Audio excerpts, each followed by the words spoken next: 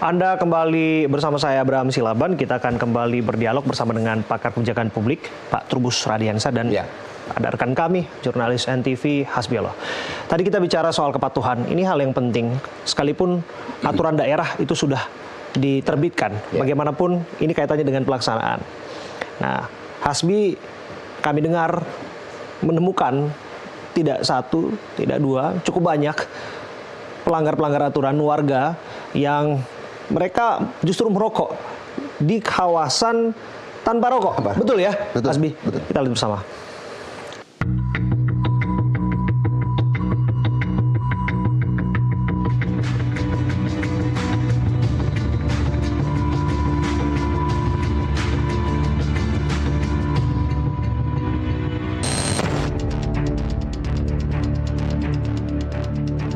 Anan hanya satu dari 70 juta perokok aktif di Indonesia yang tengah berjuang untuk bisa berhenti merokok.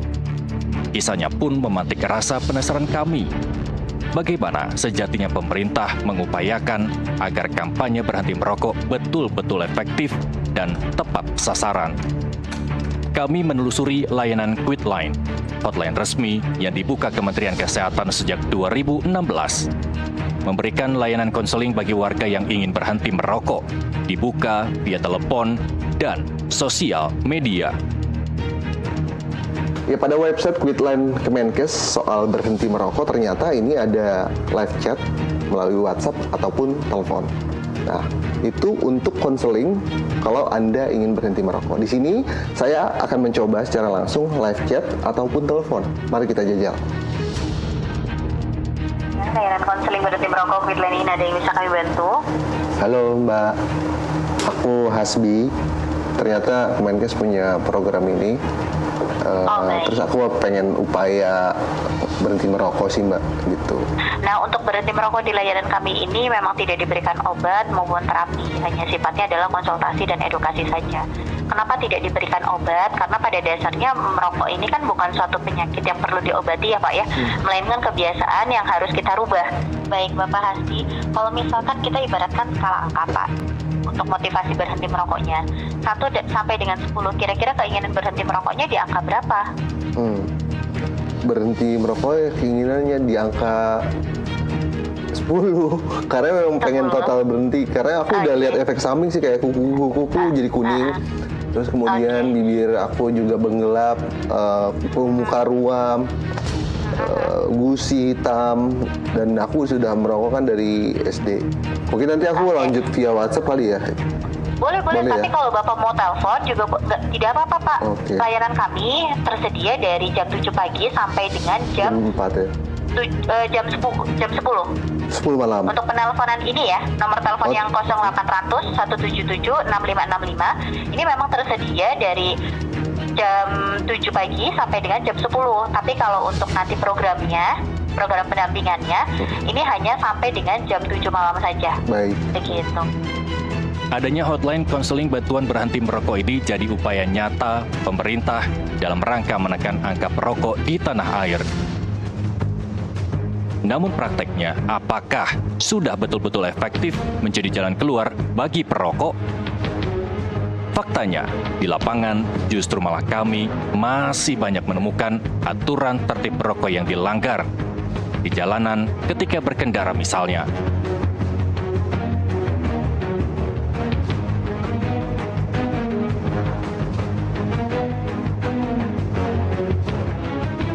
Atau ketika kami juga menciduk perokok yang sembarangan merokok di stasiun, sehingga mengganggu orang di sekitarnya.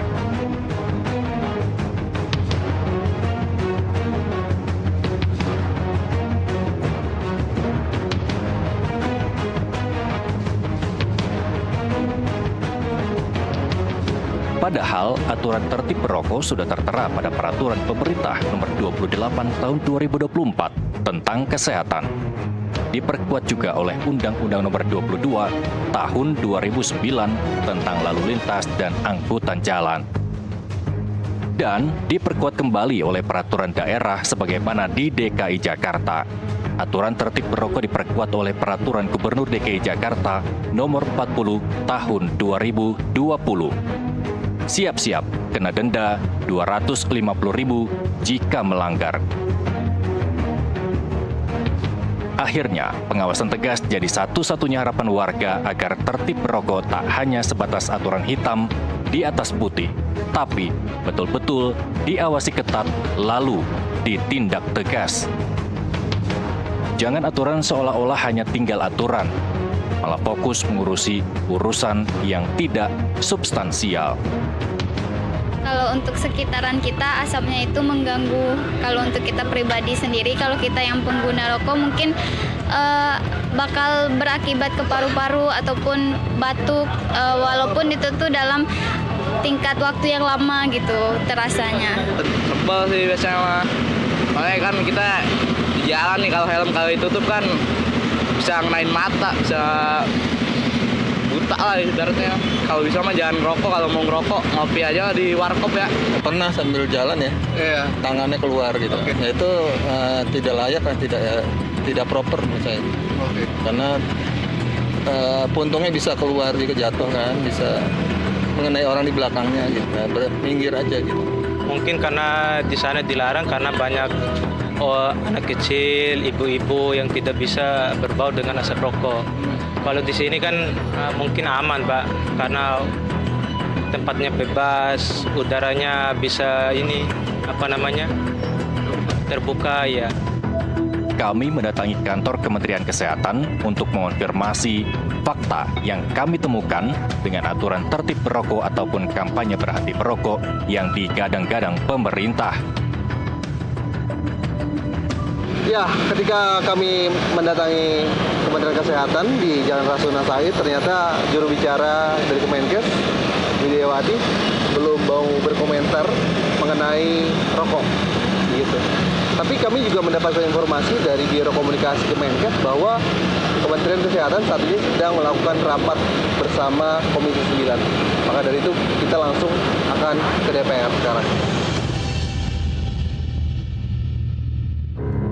Di Kompleks Parlemen Senayan, kami menunggu lebih kurang 5 jam hingga rapat kerja Menteri Kesehatan bersama Komisi 9 DPR RI selesai. Pak, izin Pak, saya Hasbi dari Nusantara. Saya cukup lama untuk liputan panjang, Pak, untuk kampanye larangan merokok. Saya perlu jawaban dari pemerintah. Satu saja, Pak. Larangan merokok, menurut Pak Menteri, ini masih banyak pelanggaran ternyata ketika saya melakukan penelusuran. Nah, menurut Bapak ada jawaban nggak nih, Pak, untuk nantinya pemerintah terus bersosialisasi dan bagaimana supaya efektif begitu? Merokok itu sudah terbukti secara kesehatan tidak baik. Ya. Banyak penyakit-penyakit penyebab kematian tertinggi seperti stroke, jantung, dan kanker paru itu disebabkan karena masyarakat kita masih merokok. Ya. Di seluruh dunia juga seperti itu. Nah, saya menghimbau nih, himbauannya harus ke masyarakat, karena yang bisa mencegah itu adalah masyarakat saya sendiri. Jadi saya butuh juga media untuk terus mengedukasi masyarakat dengan baik dan benar, ya, bahwa sebaiknya janganlah merokok, karena itu nanti mengganggu kesehatan kita. Nah, cuma teman-teman media juga tahu kan, kalau sesuatu dilarang belum tentu diikuti kan di Indonesia gitu. Ini memang harus dibikin sebagai promo lah, bahwa menciptakan gaya hidup sehat, tidak merokok, dan gaya hidup yang cool.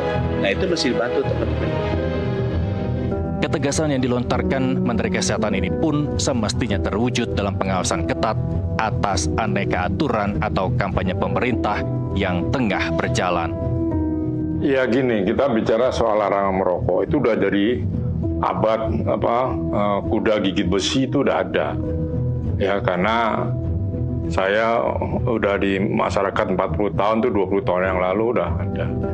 Tapi tidak berhasil karena pertama waktu itu peraturannya nggak ada. Peraturannya sudah ada tapi tidak dikerjakan. Tidak ada tindakan hukum. Terlebih, data Organisasi Kesehatan Dunia WHO tahun 2025, Indonesia menempati urutan kelima di bawah Nauru, Myanmar, Serbia, dan Bulgaria dengan angka perokok aktif tinggi di dunia. Data lebih lanjut menunjukkan dari total 70 juta perokok di tanah air, 7,4% di antaranya masih berusia 10 hingga 18 tahun. Yang harus dilakukan pemerintah, komitmen konsisten tegas bahwa rokok di seluruh dunia sudah terbukti membahayakan. Artinya, alih-alih memperbanyak aturan lain soal rokok, edukasi soal bahayanya, soal tertib merokok justru semestinya jadi prioritas. Ya, aneka aturan soal rokok yang dibuat oleh pemerintah ini tampaknya hanya tinggal aturan, karena temuan yang ada di lapangan justru tidak melihat adanya niat untuk memperbaiki kesehatan masyarakat. Kalau dilihat lebih jauh lagi ke belakang, layanan berhenti merokok ini justru tidak dilakukan dengan maksimal dan praktiknya jauh dari harapan masyarakat. Apalagi soal ketegasan mengenai aturan-aturan tersebut, yang ada di jalan masih banyak pelanggar-pelanggar yang merokok di sembarang tempat dan tidak ditindak secara tegas. Aturan hanya sebatas aturan, hitam di atas putih saja. Lalu kemudian di sisi lain justru pemerintah berupaya untuk menambah aturan-aturan tersebut dan menyebutnya sebagai perbaikan. Nah, ini tentu jauh dari kata substansial serta fokus terhadap edukasi dan sosialisasi kesehatan ini jauh melebar kemana-mana. Dari Jakarta, Hasbiallah, Darmawan Hadadi, NTV. Ya, Hasbi, jelaskan tentang temuan ini. Oke, sebenarnya ini gak usah jauh lah dari kantornya. Kita ngelangkah ke lampu merah aja udah banyak banget nih, Bang. Mau yang naik motor, naik mobil, di truk ada. Kalau nyebrang lagi ke Rawasari, ada juga di lampu merah. Jadi buat saya itu untuk nyari di lalu lintas itu nggak susah gitu.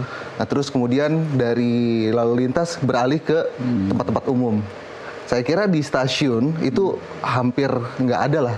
Taunya ada juga, bahkan dari visual yang kita dapat, marka sebelahnya udah langsung ada yang kelepas-kelepus. Nah, ini tuh yang ironis nih.